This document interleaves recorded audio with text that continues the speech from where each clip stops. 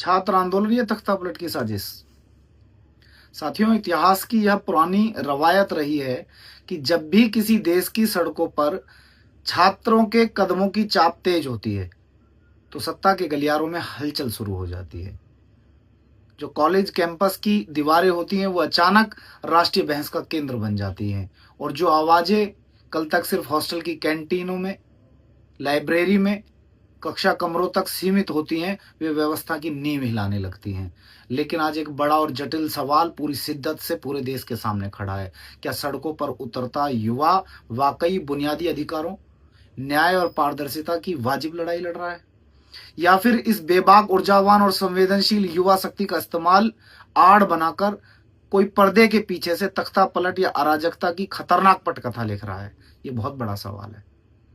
इसमें कोई दो राय नहीं है कि लोकतांत्रिक व्यवस्था में छात्र आंदोलन हमेशा से बदलाव का सबसे बड़ा सशक्त माध्यम रहे हैं। देश का इतिहास गवाह है, जब जब सत्ता अपने अधिकारों की सीमाओं को लांघती हुई दिखी है, छात्रों ने अपनी बात बेबाकी से रखी है।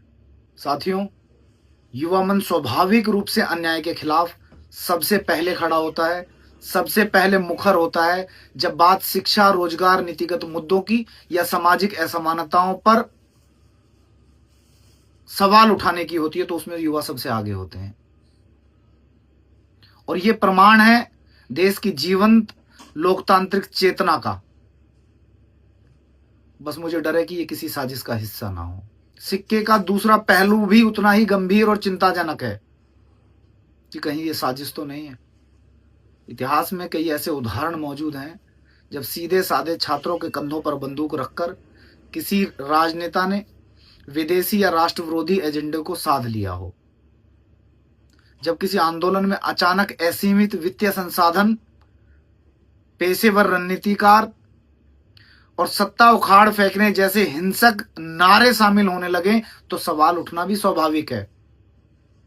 आंदोलन का लक्ष्य अगर प्रशासनिक सुधार, नीतियों का विरोध करने की जगह राज्य की स्थिरता को ध्वस्त करना बन जाए तो फिर लोकतंत्र और साजिश के बीच जो महीन सी रेखा है वो मिटने लगती है। समस्या दोनों पक्षों के अतिवाद में है।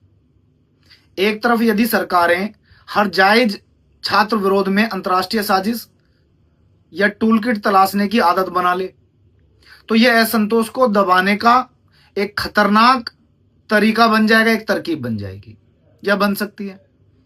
संवाद के रास्ते बंद करके छात्रों को सीधे अपराधी घोषित कर देना किसी भी स्वस्थ लोकतंत्र के लिए सही संकेत नहीं है। लेकिन दूसरी तरफ छात्र नेताओं और जन आंदोलनों को यह भी आत्ममंथन करना होगा कि क्या वे किसी अदृश्य हाथ का मोहरा तो नहीं बन गए।